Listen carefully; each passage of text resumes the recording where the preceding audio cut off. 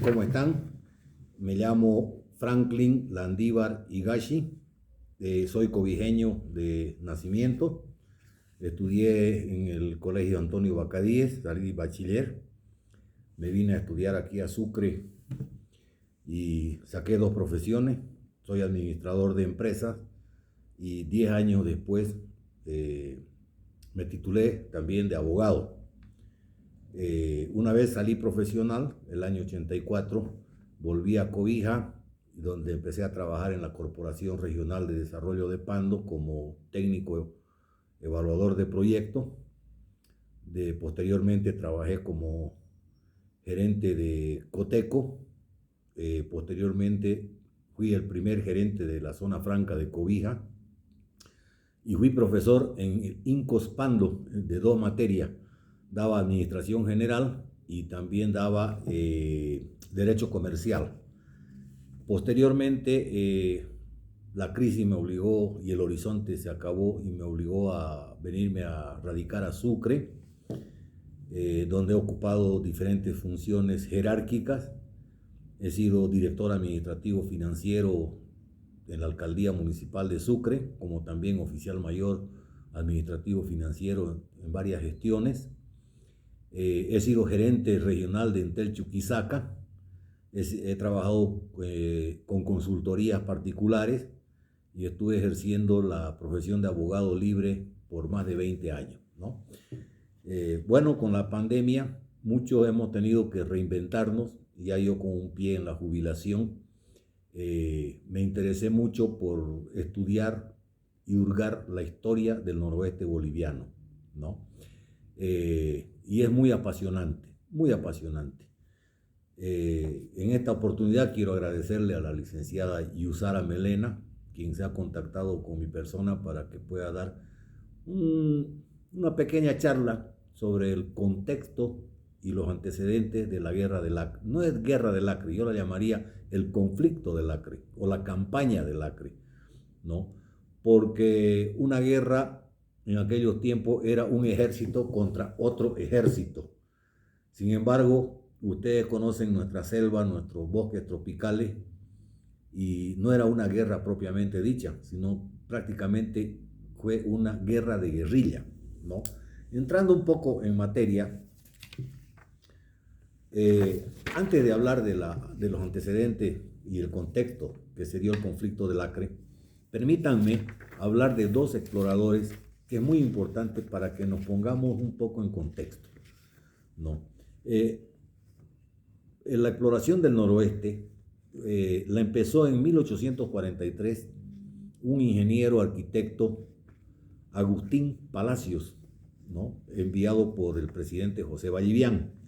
Este sale en 1843 desde Caupolicán de La Paz, llega a Reyes, a Yacuma, Mamoré. En 1844 él llega a Trinidad, donde Vallivian lo nombra prefecto durante 2 años. Y el 19 de octubre de 1846 descubre una cachuela, ¿no? Que no tenía nombre todavía. Una cachuela descubre. Y él mapea las cuencas hidrográficas del Mamoré, del Beni, del Madera.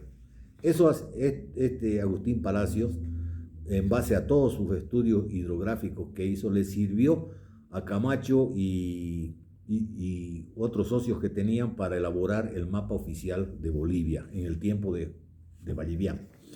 Del otro explorador que tenemos que hablar necesariamente es de Edwin Heath. Edwin Heath era un americano nacido en California, era médico y era un aventurero, explorador, ¿no? Él trabajaba en 1880 en el ferrocarril Madera-Mamoré. Quebra esa compañía y se hace amigo de Lucio Pérez Velasco, el que era vicepresidente de Bolivia en aquellos tiempos. Se hizo amigo del doctor Antonio Bacadíes, quien lo acoge muy cordialmente en su barraca, Orton, y el doctor Bacadíes le financia su viaje para que él vaya a lo desconocido, o sea, a subir por el río Orton, llegar al... Él fue el que descubrió la ruta de la goma, porque antes daban una vuelta en U, los industriales gomeros, para sacar su goma al madera, ¿no? Para que se vaya al Pará. Entonces, Edwin Heath descubrió varios ríos, varios arroyos, y en 1880 él se choca contra unos peñascos en la cachuela que descubrió Agustín Palacio.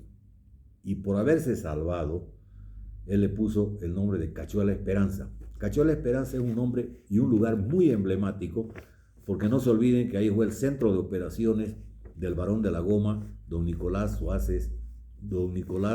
Suárez Callaú, ¿no? Entonces, ese es el contexto más o menos de estos dos grandes exploradores que han descubierto el río. Heath ha descubierto el río Orton, el famoso Datimanu, y varios arroyos, ¿no? El Ibón también lo ha descubierto. Han hecho mapeos de sus descubrimientos, que fue muy útil en su momento para el país. Bueno, a partir de 1880, recién se da la venida masiva, no diré masiva, pero en grandes cantidades de aventureros bolivianos para la explotación de la goma, ¿ya? Pero ojo, en el Brasil ya desde 1860 estaban explotando, y muchos brasileros ya estaban en territorio boliviano, ¿no? Entonces, ese es uno, digamos, de los antecedentes para el conflicto del Acre, la invasión pacífica de súbditos brasileros al territorio boliviano. Y les voy a compartir algo que he anotado. La delegación nacional del noroeste boliviano estaba a cargo del señor Lisimaco Gutiérrez. Lisimaco Gutiérrez levanta un censo en 8 propiedades de industriales bolivianos. Imagínense, en esas 8 propiedades, el censo arrojó las siguientes cifras. Tomen atención, por favor. Más de 66,000 habitantes. 66,000 habitantes en 8 propiedades de industriales gomeros bolivianos. De esos 66,000, 60,000 eran súbditos brasileños. Para que vean, 60,000 brasileños ya estaban asentados en territorio boliviano. De ellos, 172 eran extranjeros de diferentes nacionalidades, ¿no? Ingleses, alemanes, italianos, japoneses, chinos, en fin. 6,529 apenas eran los habitantes bolivianos. Pero fíjense, aquí hay un detalle. De los 6,529 que eran habitantes bolivianos, 4,244 eran indios. Vale decir que solamente 2,285 entre hombres y mujeres eran blancos mestizos. Esto les comento para que veamos que esos fueron antecedentes para el conflicto del Acre, ¿no? Para que Brasil se apodere del Acre. Ya tenía intenciones, porque no nos olvidemos que en esos tiempos, antes que Bolivia se acuerde de que tenía esos territorios ricos, el Brasil ya estaba explotando el caucho y exportándolo a Europa, ¿no? Entonces, yo, desde mi punto de vista mío, como hurgador de la historia y lector de nuestra historia, yo tengo 4 puntos para compartirles con ustedes del por qué, los antecedentes de por qué se dio el conflicto del Acre. El primer punto es por el total abandono de ese rico territorio en todo lo que querramos, en biodiversidad, goma, castaña, madera, oro, por parte de todos los gobiernos. No se olviden, además era un territorio totalmente abandonado e inexplorado. No se olviden de que Bolivia en aquellos tiempos más se preocupaban de decir que Bolivia era La Paz, Cochabamba, Santa Cruz, Oruro, Potosí y Chuquisaca. Pare de contar el oriente boliviano, ¿no? Los que mandaban, los oligarcas verdaderos que habían en este país, eran los mineros, los varones de la minería, vale decir, Simón Patiño, Aramayo, Hochschild, que a ellos más les interesaba sus intereses, digamos así, porque a ellos más les interesaba negociar con la Argentina, con Perú y con Chile, que conectarlo o integrarlo al oriente boliviano, que ahí podrían haber tenido mayores productos más baratos, como el azúcar, el arroz, etcétera, etcétera, ¿no? Entonces, ellos, cuando digamos un gobierno dictaba algún decreto o alguna resolución o quería poner una ley en contra de sus intereses, ellos lo cambiaban al gobierno. ¿Ya? Ellos financiaban campañas de diputados, de senadores, de presidentes, ¿ya? Entonces nadie podía tocar sus intereses. Entonces, fíjense cómo tenían al olvido el noroeste boliviano, ¿no? No les importaba. Ellos les importaban sus negocios que estaban en el occidente boliviano. Entonces, además de que allá en el noroeste era otra clase de, digamos, de empresario, de los varones de la goma, que no fueron oligarcas, porque ellos nunca tumbaron gobiernos, ni pusieron senadores ni diputados como hacían los varones de la minería, ¿no? Era otro mundo, un mundo aparte, ¿no? Donde más importancia tenía el occidente que el oriente. El segundo punto que he anotado desde mi punto de vista fue la ambición por la riqueza cauchífera. ¿Ya? Esta ambición tenía pero algo que venía de atrás. En 1869 o en parte de 1870 hubo una gran crisis agrícola, alimentaria en el estado de Pará, donde hubo una masiva migración de su gente hacia el Amazonas. Entonces el Amazonas no tenía cómo acoger a esa gente y fueron mandándolo más allá. Es decir, fueron internándose al territorio acreano, territorio boliviano abandonado, inexplorado. Y fíjense, ¿por qué les hablé del censo? Cabalmente por este punto. 60.000 brasileros. ¿Cuántos habrán venido en esa migración que se asentaron ahí? Bueno, eso dio lugar a la invasión pacífica de nuestro territorio y que Brasil lo supo utilizar hábilmente en su diplomacia, digámoslo entre comillas, su diplomacia, porque ellos se ampararon en el derecho público internacional, indicando de que era un territorio abandonado por su dueño.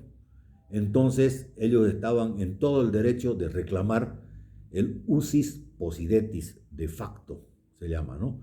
Que es el uso o posesión de facto, que no le pertenece.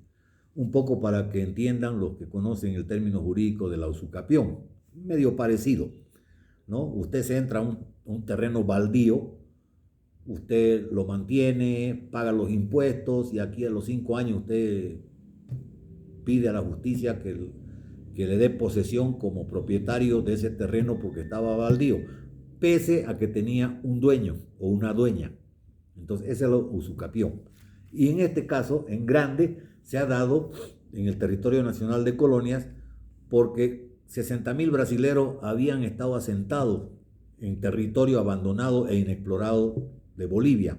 Entonces Brasil utilizó hábilmente la diplomacia en el derecho internacional para decir, señores, este terreno es de Bolivia, sí lo reconocemos, pero estaba abandonado. Y por estar abandonado nuestra gente fue y se asentó.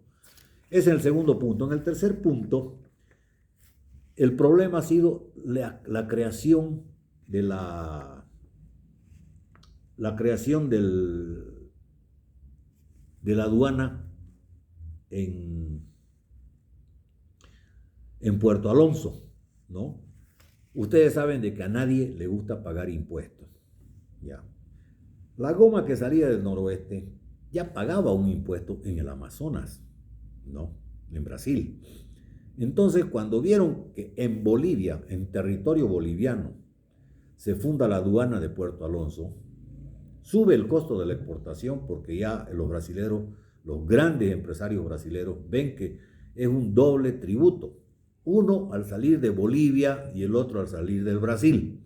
Entonces, lógicamente que ahí empiezan ya los contubernios, las conspiraciones, inclusive los levantamientos que han habido, ha sido con un apoyo por debajo del gobernador de Amazonas en ese tiempo, ¿no?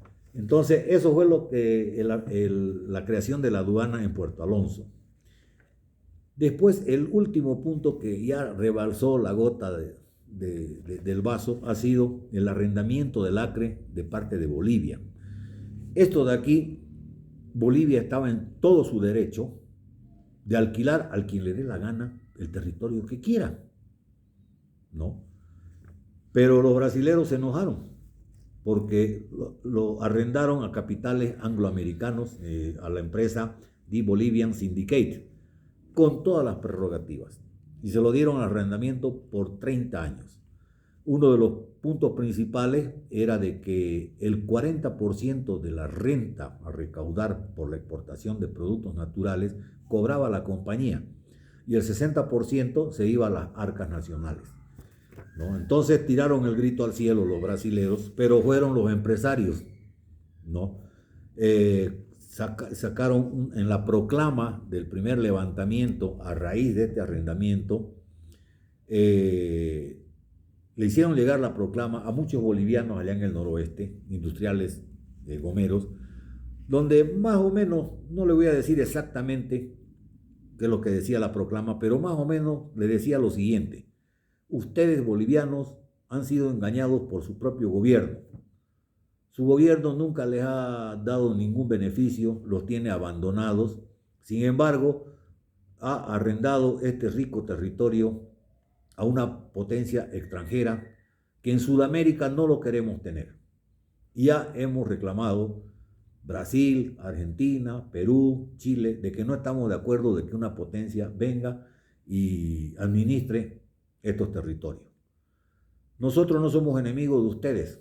Ustedes, si continúan trabajando y no nos van a molestar, no van a alzar las armas, quédense tranquilos, no les vamos a hacer nada. Aquí declaramos que el único enemigo principal de todos nosotros es el señor Nicolás Suárez Callaú.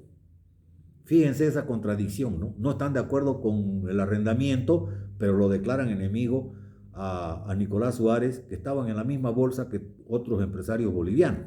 Entonces, eso es una clara muestra de que querían la ambición, ¿no?, por la riqueza cauchífera que había, y además de querer, digamos, declararlo enemigo a Nicolás Suárez, porque, bueno, Nicolás Suárez es prácticamente dueño de cerca de 10 millones de hectáreas del noroeste boliviano. Imagínense esa cantidad de tierra, ¿no? Entonces, esos fueron más o menos los antecedentes que yo lo considero que fueron así, para que el Brasil no cumpla con los compromisos de límites internacionales. No nos olvidemos de que tanto Bolivia como Brasil y Perú han heredado los problemas que habían entre España y Portugal, ¿no? De ahí vienen los problemas de límite, desde 1460 y tanto, algo así. Bueno, entonces un pequeño resumen para entender mejor, lo he puesto por años, ¿no? En 1899 Bolivia funda la aduana de Puerto Alonso, en 1899. En 1899 a 1900 hubo el primer levantamiento brasileño llamada la Revolución Acreana. En 1901 Bolivia arrienda el Acre, y en 1902 hay otra insurrección brasileña al mando de José Plácido de Castro el 6 de agosto de 1902 con 2.000 brasileños, ¿no? Y aquí hay una anécdota, ¿no? Plácido de Castro va a Chapuri el 6 de agosto en la mañanita y le toca la puerta a la autoridad principal boliviana y de adentro le contestan: es muy temprano para festejar, porque era 6 de agosto. Esto no es festejo, esto es revolución, le dijo, ¿no? Y así fue que cayó Chapuri sin disparar ni un tiro, y además Chapuri se llamaba antes Puerto Sucre. El punto 5, en 1903 se puso fin al conflicto con la firma del Tratado de Petrópolis, ahí donde ya se perdió 190.000 kilómetros cuadrados, ¿no? Entonces, esos son prácticamente los antecedentes y el contexto del conflicto del Acre. Hay un dato muy curioso de que siempre se habla de dos revoluciones, ¿no? La de Plácido de Castro y la de Gálvez, el español, pero hay escritos, hay documentos donde se habla de 4 revoluciones. Yo les voy a decir cuál para que ustedes sepan. La primera revolución se dio el 30 de abril de 1899 y terminó el 3 de mayo del mismo año. La segunda fue el 14 de julio de 1899, ¿no? Que fue por Luis Gálvez, el español, y la tercera ha sido el 15 de noviembre de 1899, terminando el 24 de diciembre de 1900. El punto 4, que es la cuarta revolución, mejor dicho, ha sido el 6 de agosto de 1902, que duró hasta el 26 de abril de 1903. Esos serían los antecedentes y el contexto del conflicto del Acre, ¿no? Aquí hay una cosa que yo quiero puntualizar, ¿no? La columna Porvenir ha sido muy importante. Es una pena, yo hurgando la historia, leyendo nuestra historia de muchos autores, he llegado a una opinión muy personal, ¿no? En 1938, donde se da el nombramiento del departamento al territorio nacional de colonias, en La Paz, en la Convención Nacional del 38. Pero nadie le preguntó a los coloniales que vivían en el noroeste o vivían en Cobija cómo quieren que se llame su departamento. De manera arbitraria le han puesto el nombre del general José Manuel Pando, que el mérito único que yo le veo, que ha hecho algunas exploraciones y ha dictado algunas medidas administrativas en la delegación nacional, ¿no? No deja de ser importante su decreto de creación de Puerto Bahía, ¿no? En 1909. No deja de ser importante. Pero quien hizo más, para mí, ha sido don Nicolás Suárez Callaú. Para mí, él es el verdadero padre del departamento Pando, ¿no? Porque fíjense, cuando estalló la revolución del Acre, nadie sabía qué hacer. Estaba este empresario Farfán y el Federico Román, que no era militar, nada, ¿no? Era un bracero, tenía su siringal cerca de Chapuri, cuando vinieron a avisarle de que había levantamiento brasilero. Entonces ellos escaparon y se fueron a Porvenir. Allá se reunieron también los otros empresarios del Alto Acre, ¿no? Los Roca, Moreno y varios otros llegaron ahí a Porvenir y no sabían qué hacer.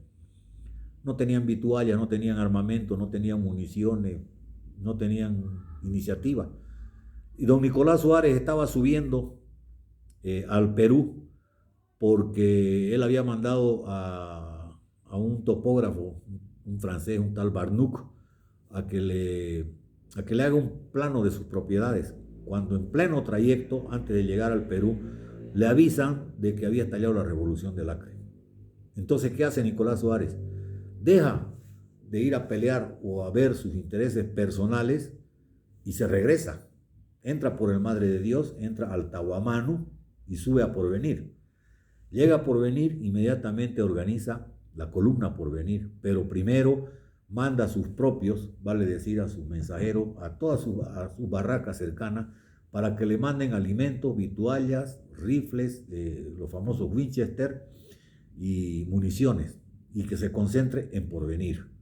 Ahí él organiza las 3 o 4 compañías de la columna Porvenir por 80 y pico hombres, ¿no? Y él va y lo saca a los brasileros que ya habían tomado Puerto Bahía, ¿no? Bueno, esa es la historia ya que todos conocemos. Y los ha desalojado la parte alta del Acre y la parte baja. Y ya no fue hasta Chapurí porque ya no tenía casi municiones ni alimentos. Pero hay una cosa, hay un detalle muy importante. Si no hubiera sido la victoria de la batalla de Bahía, ahorita el límite de Bolivia con Brasil sería el frente del río Beni en Riberalta. Hasta ahí hubiera llegado el límite de Brasil con Bolivia. Todo el departamento Pando hubiera sido brasilero. Entonces, vean ustedes la importancia que tiene en el contexto nacional, que no lo toman en cuenta, la batalla de Bahía y la actuación de don Nicolás Suárez.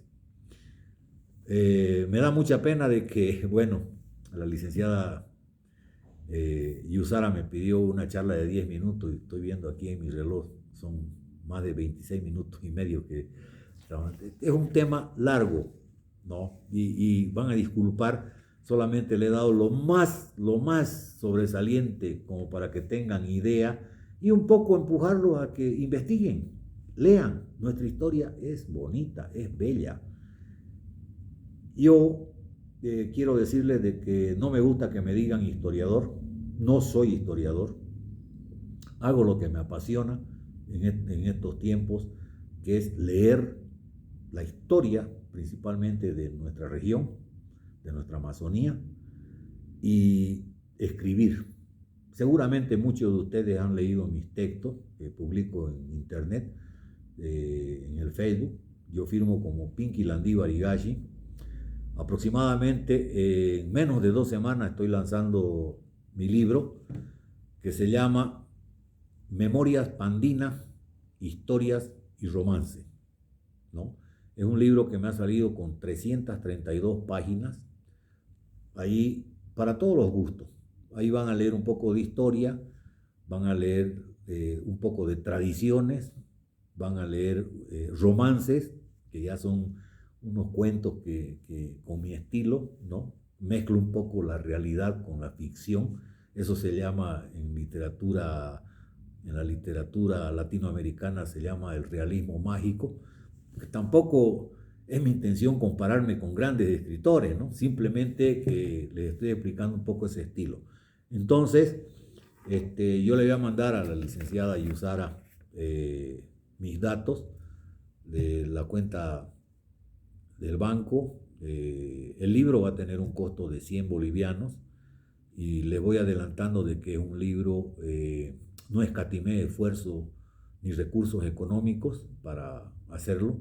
He contratado una consultora para que me lo revise la redacción, la sintaxis, la puntuación, la coma, y contraté a otra experta consultora en diagramación.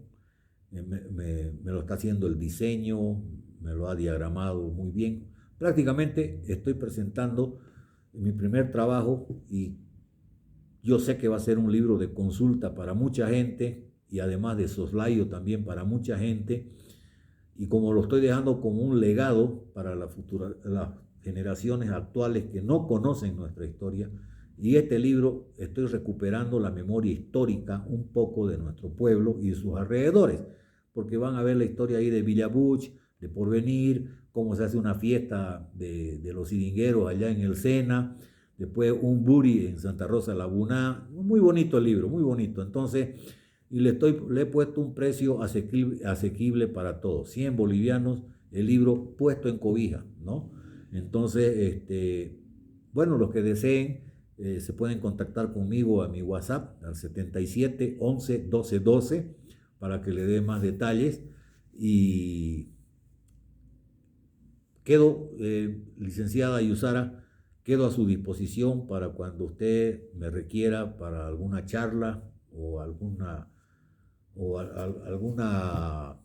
alguna pequeña, un pequeño conversatorio que podamos tener con sus alumnos. Muchas gracias, un saludo y le mando un gran abrazo desde Sucre, Bolivia.